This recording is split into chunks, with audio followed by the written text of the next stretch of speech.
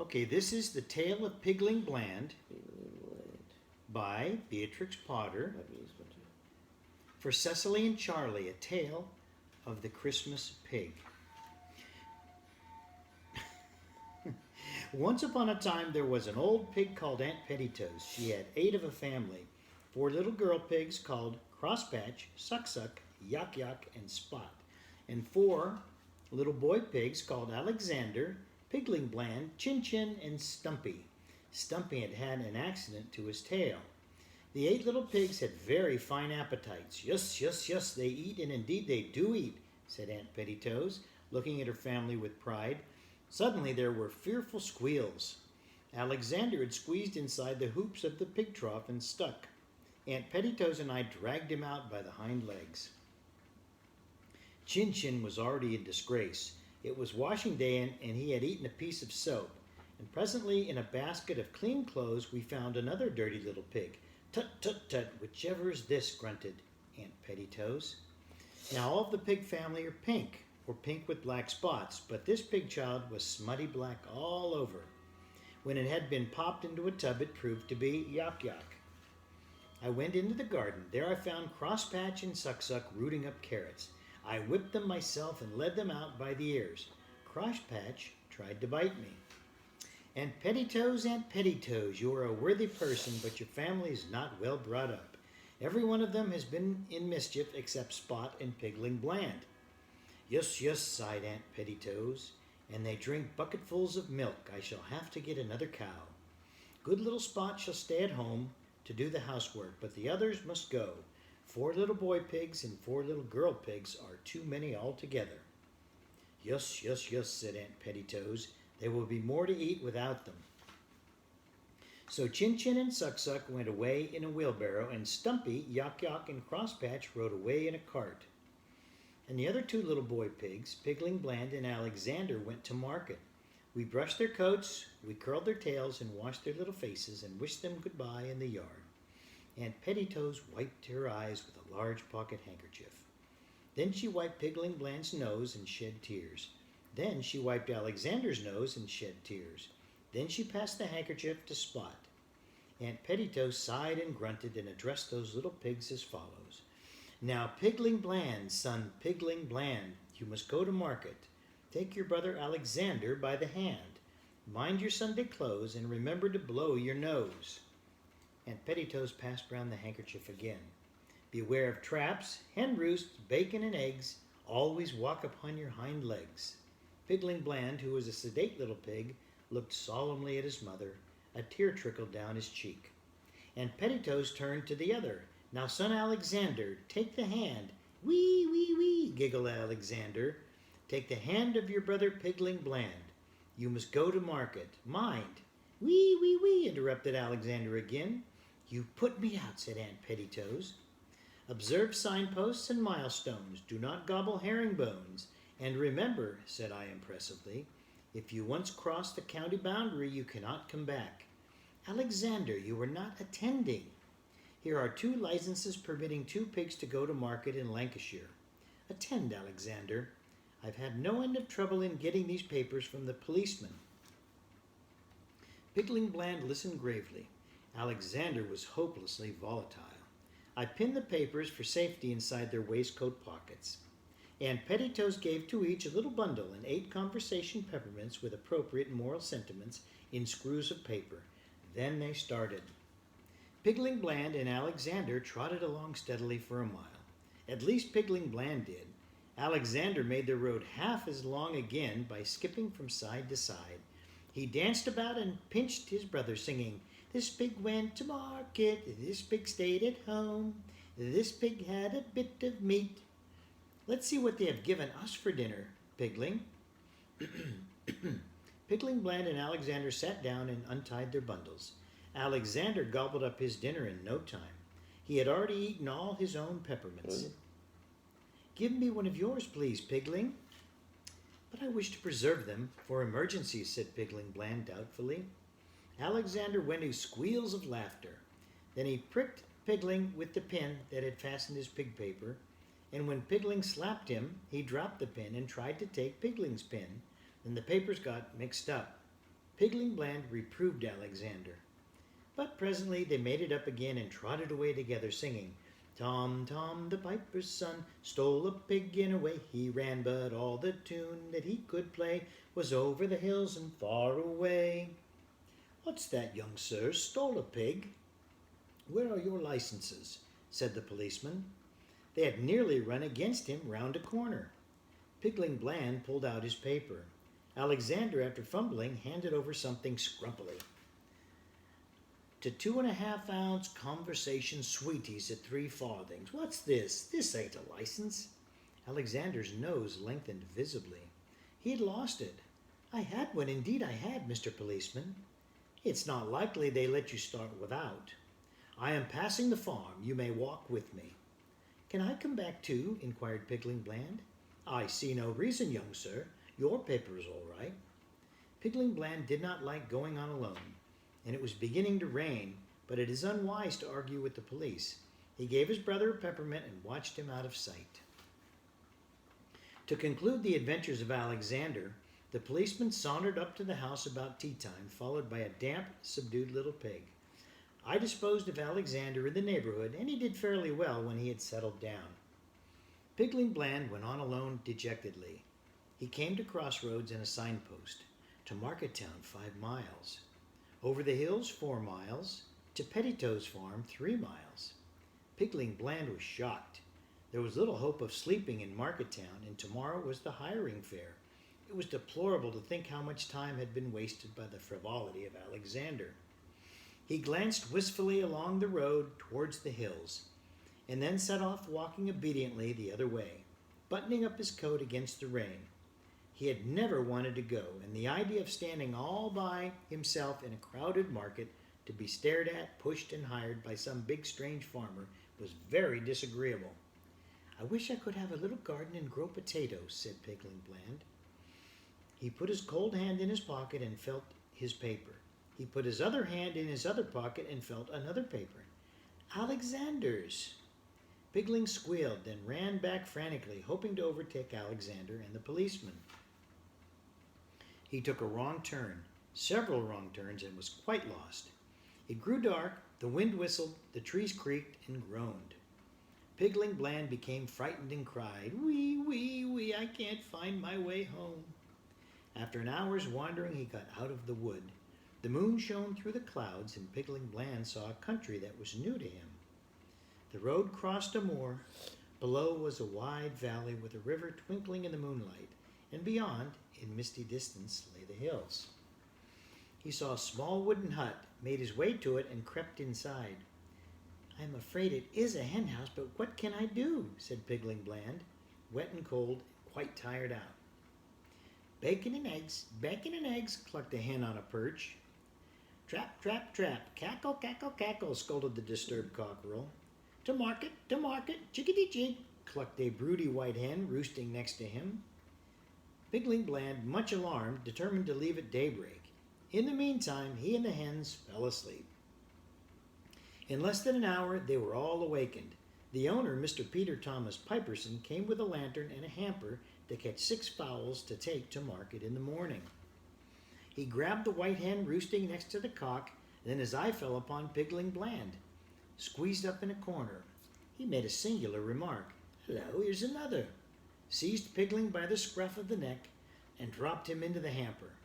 Then he dropped in 5 more dirty, kicking, cackling hens upon the top of Pigling Bland. The hamper containing 6 fowls and a young pig was no light weight. It was taken downhill unsteadily with jerks. Pigling, although nearly scratched to pieces, contrived to hide the papers and peppermints inside his clothes. At last the hamper was bumped down upon a kitchen floor. The lid was opened and Pigling was lifted out. He looked up, blinking, and saw an offensively ugly elderly man, grinning from ear to ear. This one's come of himself, whatever, said Mr. Piperson, turning Pigling's pockets inside out.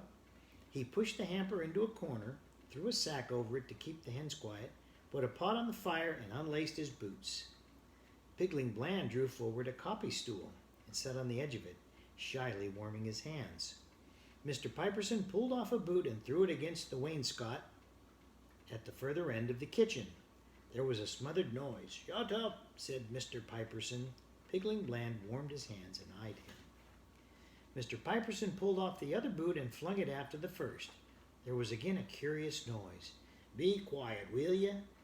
said Mr. Piperson. Pigling Bland sat on the very edge of the copy stool.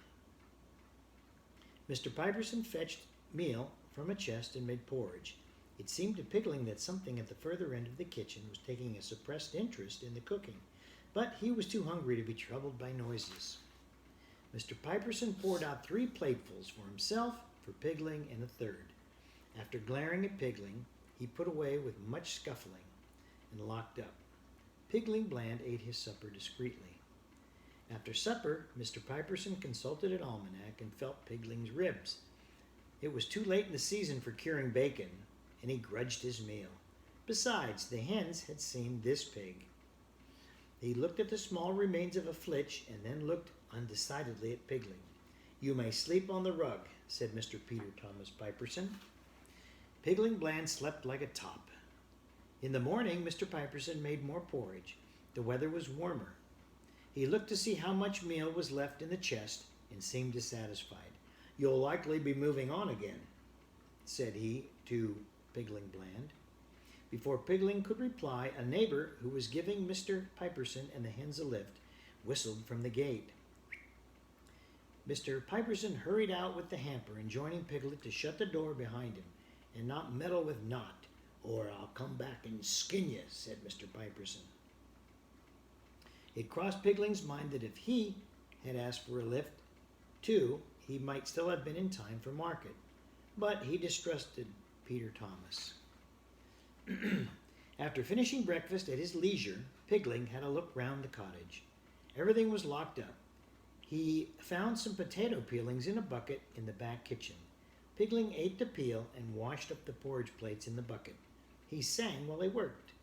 Tom with his pipe made such a noise he called up all the girls and boys, and all they ran to hear him play over the hills and far away. Suddenly a little smothered voice chimed in. "Over the hills and a great way off, the wind shall blow my top knot off." Pigling Bland put down a plate which he was wiping and listened. After a long pause, Pigling went on tiptoe and peeped round the door into the front kitchen. There was nobody there. After another pause, Pigling approached the door of the locked cupboard and snuffed at the keyhole. It was quite quiet. After another long pause, Pigling pushed a peppermint under the door. It was sucked in immediately. In the course of the day, Pigling pushed in all his remaining 6 peppermints. When Mr. Piperson returned, he found Pigling sitting before the fire. He had brushed up the hearth and put on the pot to boil. The meal was not yet edible. Mr. Piperson was very affable. He slapped Pigling on the back, made lots of porridge, and forgot to lock the meal chest. He did lock the cupboard door, but without properly shutting it. He went to bed early and told Pigling upon no account to disturb him next day before 12 o'clock. Excuse me. Pigling Bland sat by the fire eating his supper. All at once at his elbow a little voice spoke. "My name is Pigwig. Make me some porridge, please." Pigling Bland jumped and looked round. A perfectly lovely little black Perkshire pig stood smiling beside him. She had wrinkly little screwed-up eyes, a double chin, and a short, turned-up nose. She pointed at Pigling's plate. He hastily gave it to her and fled to the meal chest. "How did you come here?" asked Pigling Bland. "Stolen," replied Pigwig, with her mouth full. Pigling helped himself to meal without scruple. "What for?" "Bacon, hams," replied Pigwig cheerfully. "Why on earth don't you run away?" exclaimed the horrified Pigling. "I shall after supper," said Pigwig decidedly. Pigling Bland made more porridge and watched her shyly. She finished a second plate, got up, and looked about her, as though she were going to start. "You can't go in the dark," said Pigling Bland. Pigwig looked anxious. "Do you know your way by daylight?" "I know we can see this little white house from the hills across the river. Which way are you going, Mr. Pig?" "To market. I have 2 pig papers. I might take you to the bridge, if you have no objection," said Pigling, much confused and sitting on the edge of his copy stool. Pigwig's gratitude was such, and she asked so many questions that it became embarrassing to Pigling Bland. He was obliged to shut his eyes and pretend to sleep. She became quiet, and there was a smell of peppermint. "I thought you had eaten them," said Pigling, waking suddenly. "Only the corners," replied Pigwig, studying the sentiments with much interest by the firelight. "I wish you wouldn't. He might smell them through the ceiling," said the alarmed Pigling. Pigwig put back the sticky peppermints into her pocket. "Sing something," she demanded. "I am sorry, I have toothache," said Pigling, much dismayed. "Then I will sing," replied Pigwig. "You will not mind if I say itty-tittity. I have forgotten some of the words." Pigling Bland made no objection. He sat with his eyes half shut and watched her. She wagged her head and rocked about, clapping time and singing in a sweet little grunty voice. "A funny old mother pig lived in a sty, and 3 little piggies had she. Tee-itty-tee-itty-tee, ump-ump-ump, and the little pig said, wee wee." She sang successively through 3 or 4 verses, only at every verse her head nodded a little lower, and her little twinkly eyes closed up. "Those 3 little piggies grew peaky and lean they might very well be, for somehow they couldn't say oomph, they wouldn't say wee, wee, wee, for somehow they couldn't say." Pigwig's head bobbed lower and lower till she rolled over, a little round ball fast asleep on the hearthrug. Pigling Bland on tiptoe covered her up with an antimacassar. He was afraid to go to sleep himself. For the rest of the night he sat listening to the chirping of the crickets and to the snores of Mr. Piperson overhead. Early in the morning, between dark and daylight, Pigling tied up his little bundle and woke up Pigwig. She was excited and half frightened. "But it's dark. How can we find our way?" The caucus crowed. "We must start before the hens come out. They might shout to Mr. Piperson." Pigwig sat down again and commenced to cry. "Come away, Pigwig. We can see when we get used to it. Come, I can hear them clucking."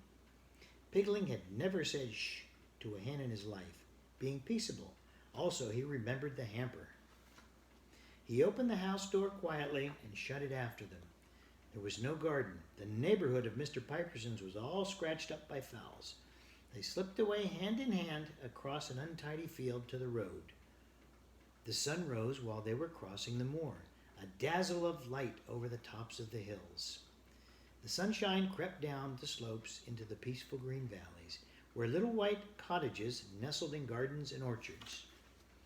"That's Westmoreland," said Pigwig. She dropped Pigling's hand and commenced to dance, singing, "Tom, Tom, the piper's son, stole a pig and away he ran, but all the tune that he could play was over the hills and far away." "Come, Pigwig, we must get to the bridge before folks are stirring." "Why do you want to go to market, Pigling?" inquired Pigwig presently. "I don't want. I want to grow potatoes." "Have a peppermint?" said Pigwig. Pigling Bland refused quite crossly. "Does your poor toothy hurt?" inquired Pigwig. Pigling Bland grunted. Pigwig ate the peppermint herself and followed the opposite side of the road. "Pigwig, keep under the wall. There's a man plowing." Pigwig crossed over. They hurried downhill and towards the county boundary. Suddenly Pigling stopped. He heard wheels. Slowly jogging up the road below them came a tradesman's cart. The reins flapped on the horse's back. The grocer was reading a newspaper. "Take that peppermint out of your mouth, Pigwig. We may have to run. Don't say one word. Leave it to me." "And in sight of the bridge," said poor Pigling, nearly crying. He began to walk frightfully lame, holding Pigwig's arm. The grocer, intent upon his newspaper, might have passed them if his horse had not shied and snorted. He pulled the cart crossways and held down his whip. "Hello, where are you going to?" Pigling Bland stared at him vacantly. "Are you deaf? Are you going to market?" Pigling nodded slowly. "I thought as much. It was yesterday. Show me your license." Pigling stared at the off hind shoe of the grocer's horse, which had picked up a stone. The grocer flicked his whip. "Papers? Pig license?" Pigling fumbled in all his pockets and handed up the papers. The grocer read them, but still seemed dissatisfied. "This here pig is a young lady. Is her name Alexander?" Pigwig opened her mouth and shut it again. Pigling coughed asthmatically. The grocer ran his finger down the advertisement column of his newspaper. Lost, stolen, or strayed, 10 shillings reward. He looked suspiciously at Pigwig. Then he stood up in the trap and whistled for the plowman. You wait here while I drive on and speak to him, said the grocer, gathering up the reins. He knew that pigs are slippery, but surely such a very lame pig could never run. Not yet, Pigwig. He will look back. The grocer did so. He saw the 2 pigs stock still in the middle of the road. Then he looked over at his horse's heels. It was lame also. The stone took some time to knock out after he got to the plowman. Now, Pigwig, now, said Pigling bland. Never did any pigs run as these pigs ran. They raced and squealed and pelted down the long white hill towards the bridge. Little fat Pigwig's petticoats fluttered, and her feet went pitter-patter-pitter as she bounded and jumped. They ran and they ran and they ran down the hill and across a short cut on level green turf at the bottom between pebble beds and rushes. They came to the river, they came to the bridge, they crossed it hand in hand. Then over the hills and far away she danced with Pigling bland. The end. The end!